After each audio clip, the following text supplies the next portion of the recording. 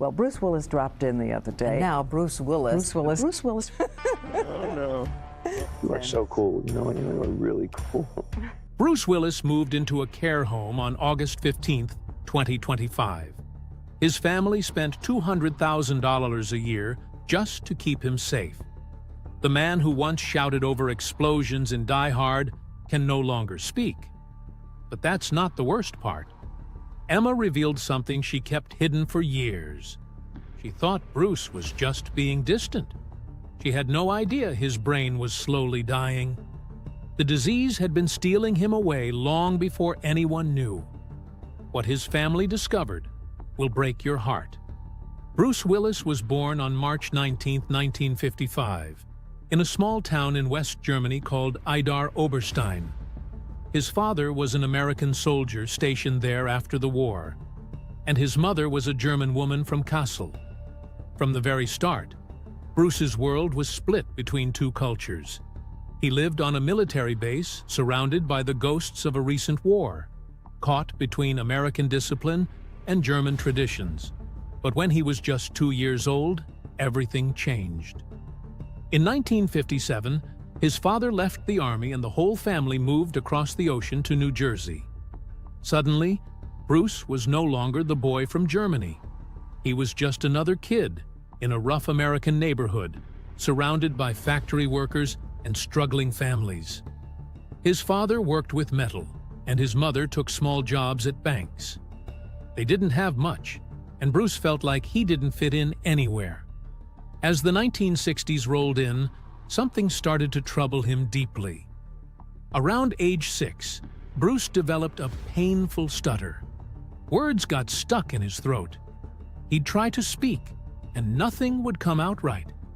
Kids laughed at him and gave him a cruel nickname, Buck Buck. He tried to fight back with his fists, swinging wildly just to defend himself, but the shame of not being able to speak clearly haunted him. Sometimes it took him minutes just to get a sentence out. It crushed his confidence. By the time he was 10, school had already become a battlefield. The stutter didn't just hurt, it isolated him. High school could have been the breaking point. He skipped classes just to avoid being called on. He pulled pranks to distract people from his speech. But one day in the early 1970s, around age 15, he took a chance and joined the drama club. And something unbelievable happened. The moment he stepped on stage and read lines, the stutter disappeared. It was like magic. He could speak fluently, clearly, without fear. For the first time, people listened. Teachers were stunned. Bruce realized that when he became someone else, the words came freely. Acting gave him back his voice. That discovery changed everything. By 1973, he had become the student council president, even though some kids still mocked him. He didn't care. He had found something that made him feel alive. And in 1975, while studying theater at Montclair State University, 2 professors gave him speech therapy that helped even more. But by 1977, Bruce was tired of school. He dropped out and moved straight to New York City, determined to chase something bigger. With no money and no contacts, he worked long hours as a bartender just to survive. Sometimes he had to crash on couches or sleep in tiny apartments. But he made people laugh. He skated to work. He played the harmonica for tips. He turned the bar into a stage. Those years were messy and hard. He faced over 100 rejections in his first year. But little by little, he started landing roles in off-Broadway shows. His first real part came in 1977 in a play called Heaven and Earth. Even though the money was low and the rejection constant, he kept going. Sometimes he had to sleep on benches when things got bad. But people started to notice him. He got small roles in commercials, bit parts in movies, and eventually, in 1980, a brief scene with Frank Sinatra. But one night while bartending, he got into a fight trying to protect someone. His nose was broken badly. He needed emergency surgery. Doctors warned that the injury might hurt his voice, but he recovered. He came back tougher. The scar stayed, and it gave him a certain edge. Back then, nobody knew he'd become one of the biggest action stars in the world. But in those small, struggling bars of New York, he built something stronger than fame. He built friendships that would last decades. He met John Goodman behind the counter at Chelsea Central, and together they performed wild, improvised plays that left small crowds stunned. They were broke, earning just a few dollars a week, but the passion was real. They worked without scripts. They shouted and cried and threw themselves into every moment. These raw performances sharpened Bruce's timing and gave him the energy that would one day electrify movie screens. Then, in 1985, everything changed. Bruce walked into an audition for a new TV show called Moonlighting. About 3,000 actors wanted the role, including radio stars and trained performers. ABC rejected Bruce 11 times, but he came back one last time with a shaved head, earrings, and an attitude that couldn't be ignored. He ad-libbed his lines and made the producers laugh.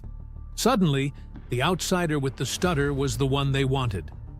Moonlighting aired on March 3, 1985, and Bruce Willis became a star overnight. The show was chaotic and expensive. It took twice as long to film as most shows. Episodes ran 120 pages long. But Bruce's charm, speed, and unpredictability made it a sensation. He clashed often with his co-star, Sybil Shepherd. By 1986, tensions on set were boiling. They argued, snapped at each other before scenes, and sometimes refused to speak off-camera. The pressure got so bad that Bruce collapsed from exhaustion in 1988 and had to be hospitalized. Scripts were delayed. Ratings dipped. But the fire between them kept fans hooked. Behind the scenes, Bruce was burning out, but in front of the camera, he was magnetic. While all this was happening, Bruce shocked everyone by releasing a music album called The Return of Bruno in January 1987. Nobody expected a TV star to top charts, but he did. The album went gold with 500,000 sales. It even hit number 2 in the UK. Critics rolled their eyes, but fans didn't care.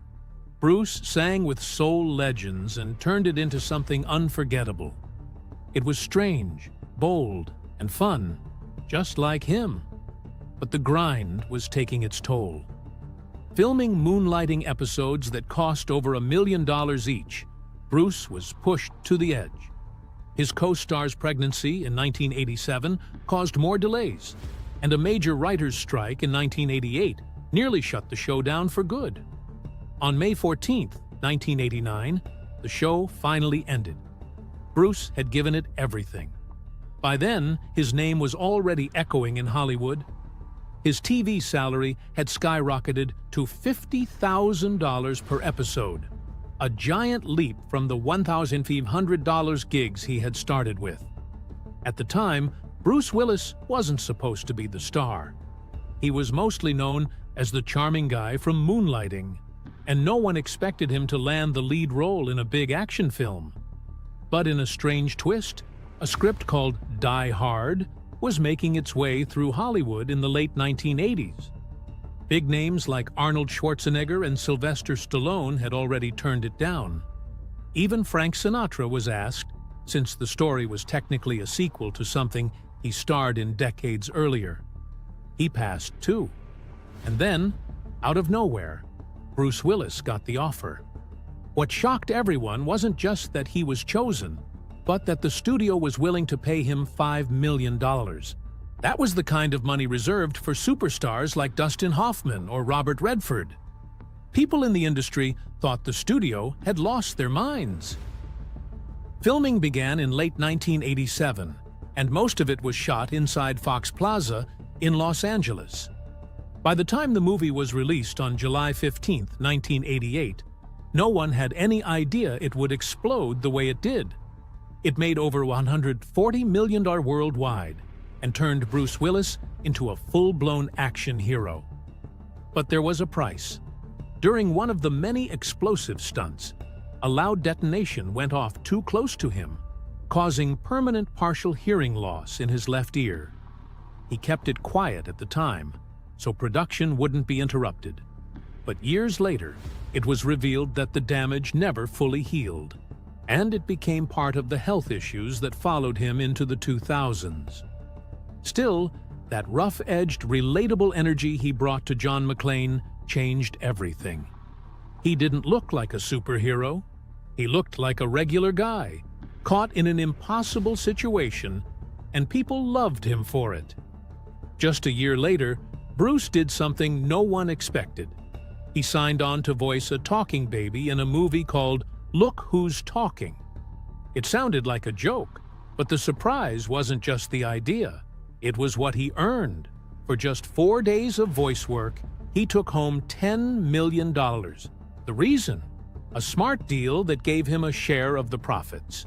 The movie itself was made for under $10 million, but ended up making almost $300 million worldwide. His voice, full of charm and sarcasm, became a hit with families everywhere. The movie turned into a franchise, and he got another $10 million for the sequel. Everyone started realizing he wasn't just lucky. He was smart, too.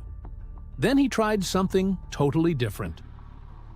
In September 1989, In Country came out. It was a slow, emotional story about a Vietnam vet living in a quiet town. Bruce grew a mustache and played the role with quiet pain. His own father had fought in the Korean War, and maybe that made the performance feel more real. Critics liked it. Roger Ebert gave it 3 stars. But audiences didn't show up. The movie only made a few $1 million. Still, it showed that Bruce wasn't afraid to take risks, even if it meant walking away from another hit. By 1990, he was back in full-action mode. Die Hard 2 hit theaters on July 4th. This time, Bruce knew his worth. He got $7.5 million up front and a cut of the profits. The movie earned over $240 million worldwide, even more than the original. Behind the scenes, he clashed with the director over realism. He didn't want cartoonish stunts. He wanted the danger to feel real. That same mindset, caring about the little things, kept pushing his career forward. And by the time the third movie came around in 1995, his salary had risen to $15 million. But not everything he touched turned to gold. The sequel to Look Who's Talking, released in late 1990, flopped. It only made $47 million and got slammed by critics. Bruce had recorded all his lines in just 3 days, and he later admitted the script wasn't ready. He even sued the producer, claiming they owed him a $2 million cut from profits. But the case was thrown out. It was a reminder that fast money didn't always mean lasting success. Then came a turning point. In 1994, Pulp Fiction arrived. Quentin Tarantino cast Bruce as Butch, a boxer who refuses to throw a fight. The movie didn't just revive his career, it made people see him in a new light. Gritty, real, willing to take risks. He only made $800,000 for the role, way less than his usual fee. But he didn't care. It was about the story. The film went on to earn over $200 million and win an Oscar for Best Original Screenplay. And although Bruce wasn't nominated, people finally started taking him seriously as more than just an action guy. The next year, he pushed even harder. In 12 Monkeys, released in late 1995, he played a broken man from a post-apocalyptic future. He lost 20 pounds for the role. He visited mental hospitals to prepare. And during filming, he fractured his shoulder doing a stunt. Still, he kept going. The movie made over $160 million and earned 2 Oscar nominations. Once again, no nomination for Bruce. But no one could deny how deep he went for the part. By 1997, he surprised everyone again with The Fifth Element. It was wild, futuristic, filled with color and chaos. Bruce played a cab driver who becomes Earth's last hope. The movie cost almost $90 million, a record then, and it made over $260 million. Bruce did his own stunts. He wore tight orange vests he hated. But somehow it all worked. The movie became a cult classic. Then came 1998, when Bruce led the huge disaster movie Armageddon. He played Harry Stamper, a tough oil driller sent to stop an asteroid from destroying Earth. The movie, released on July 1st, made more than $553 million worldwide, making it the top film of the year. But things behind the scenes were rough. Bruce fought with director Michael Bay over scenes that were cut, especially the emotional family moments. He also argued with producer Jerry Bruckheimer, and later said the filming was miserable. Still, Bruce improvised one of the film's most emotional scenes, the tearful goodbye, which helped the movie connect with audiences. Despite 4 Oscar nominations for the film, Bruce got a Razzie for Worst Actor in 1999. A strange twist for such a huge hit. Back in 1987, Bruce's personal life made headlines too. He met Demi Moore in July at a movie screening while she was still engaged to Emilio Estevez. But just 4 months later, on November 21st, 1987, Bruce and Demi got married in Las Vegas. Demi later said the wedding wasn't even planned. They were on their way to gamble when Bruce suggested they just get married. A month later, they had a proper ceremony with about 100 guests, including Little Richard as the officiant. The sudden marriage cost under $1,000, but marked the beginning of a powerful Hollywood relationship. People gossiped that Demi was pregnant before the wedding, but their first daughter, Rumor, was born exactly 9 months later, in August 1988. Bruce and Demi became parents to 3 daughters: Rumor in 1988, Scout in 1991, and Tallulah in 1994. They tried to balance work and family by taking turns with movie roles, but fame brought stress. Demi earned a record $12.5 million for striptease in 1996, but rumors of affairs began to surround both of them. Bruce was linked to models, and Demi to her co-stars. In 1995, Bruce reportedly stormed off a film set after an argument. Even though they stayed together publicly, the damage was already growing behind the scenes. In 1998, after 11 years of marriage, Bruce and Demi separated. Their divorce was finalized in October 2000. The split looked peaceful on the surface, but they fought behind closed doors over their $200 million fortune. Bruce paid Demi up to $90 million, one of the most expensive Hollywood divorces ever. They also had to work out custody of their daughters. Bruce told Rolling Stone they stayed friends for the kids, but sources said it wasn't easy. Demi kept the Idaho ranch where she raised the girls. At the time, Bruce was still riding the success of Armageddon, but the divorce showed how even the biggest stars had personal pain behind the fame. Surprisingly, the two stayed close even after the divorce. Demi was at Bruce's 2009 wedding to Emma Hemming, and in 2019, when Bruce and Emma renewed their vows, Demi joined the family celebration. They even spent the 2020 lockdown together in Idaho with all the kids and shared happy photos. Demi later supported Bruce after his 2022 diagnosis of aphasia and the 2023 news of frontotemporal dementia. The blended family stayed strong, showing the world that love doesn't always end with marriage.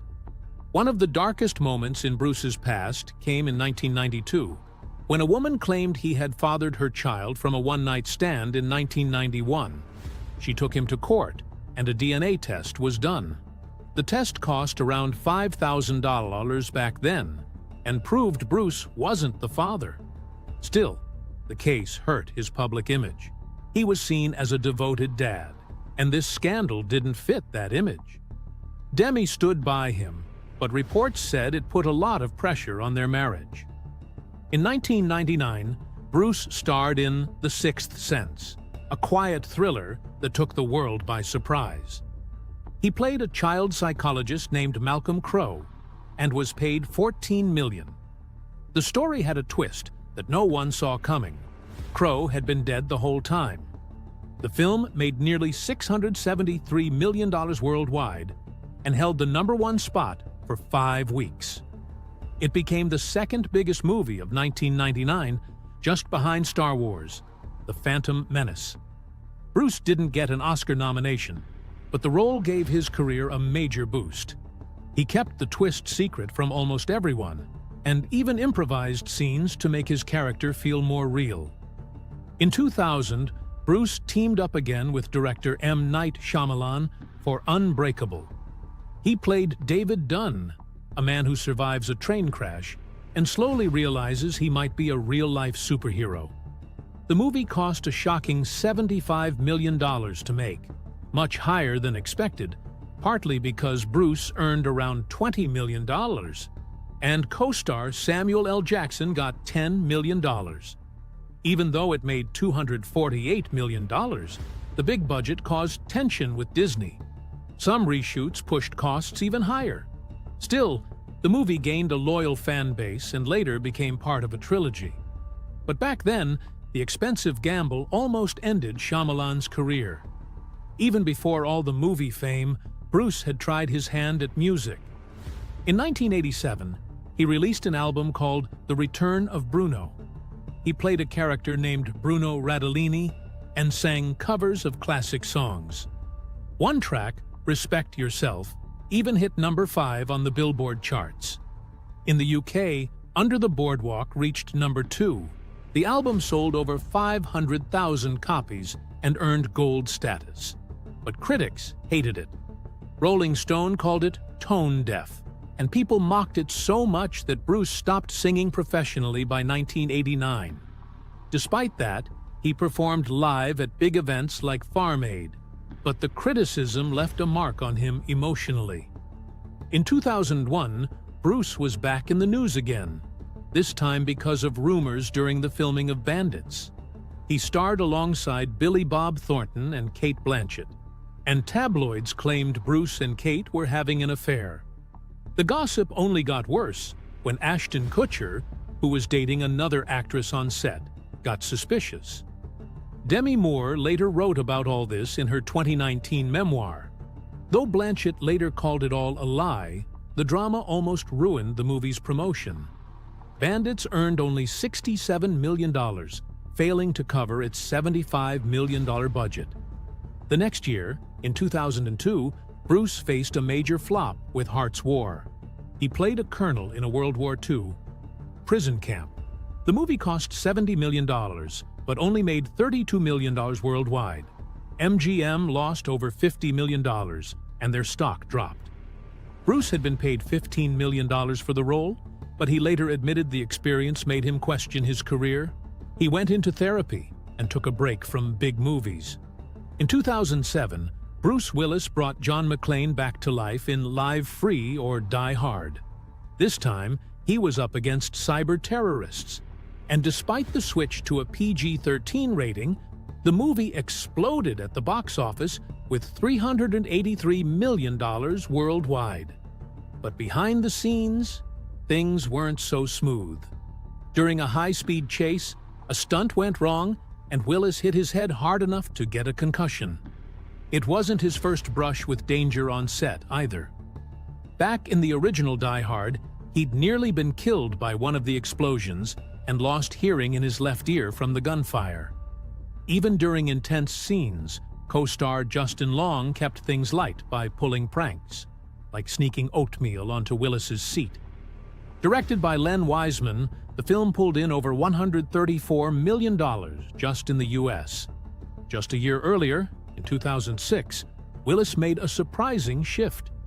Instead of bullets and blood, he voiced a fast-talking raccoon named RJ in Over the Hedge, a family cartoon about hungry animals invading the suburbs.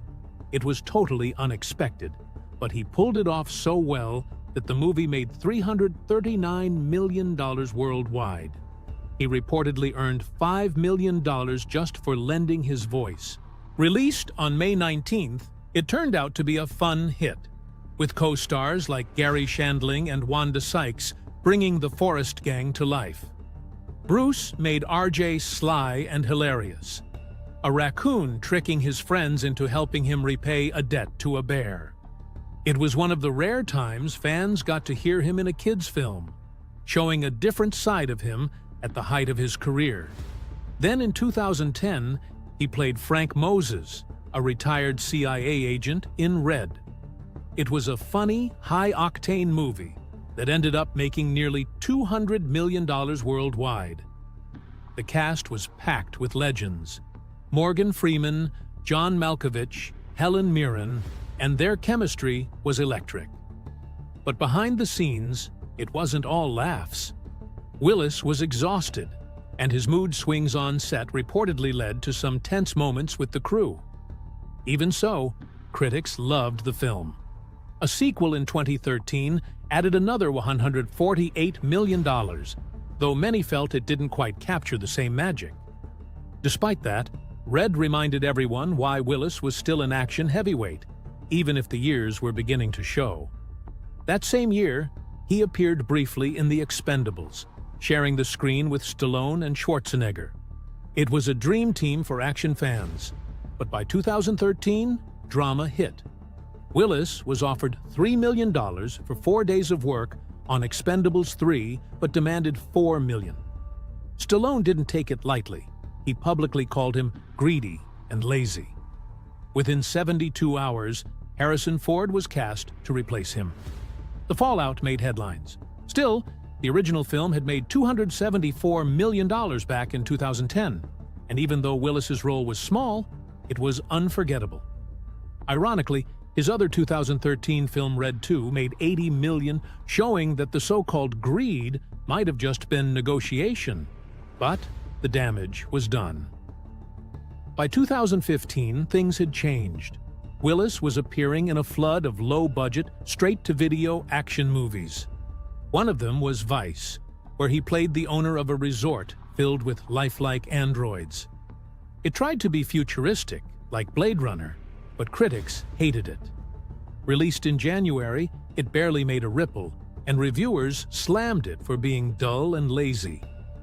Behind the scenes, people started noticing he was doing up to 5 of these types of films a year.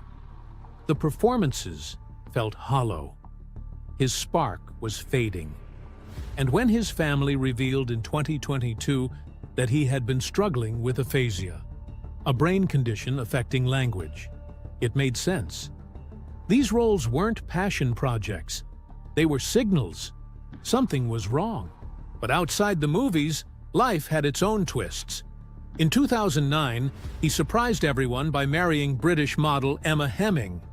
They'd met 2 years earlier on the set of Perfect Stranger, and even though there was a 24-year age gap, he was 54, she was 30. They tied the knot in a private ceremony at his home in Turks and Caicos on March 21st. Demi Moore and their daughters were there. A few days later, they made it official in Beverly Hills. 10 years later, they went back to that same beach to renew their vows, this time with all 5 of their daughters watching. It was peaceful, beautiful, and a second chance at something steady. Their peace was shattered in 2015 when intruders tried to break into their Idaho ranch. The break-in was stopped, but it was terrifying. Security was upgraded immediately. Gates, cameras, armed guards, costing around $500,000 every year. What made it worse was that one of the men was caught with personal photos of the Willis family. It wasn't random. It was targeted. Willis, known for being unshakable on screen, took private defense training after that. Their remote ranch became more like a fortress.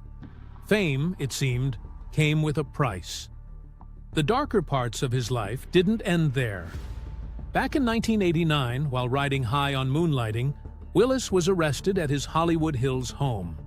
He'd been drinking, and when police arrived at a loud party, he shoved one of them. He was shirtless, drunk, and re-injured a collarbone he'd broken skiing.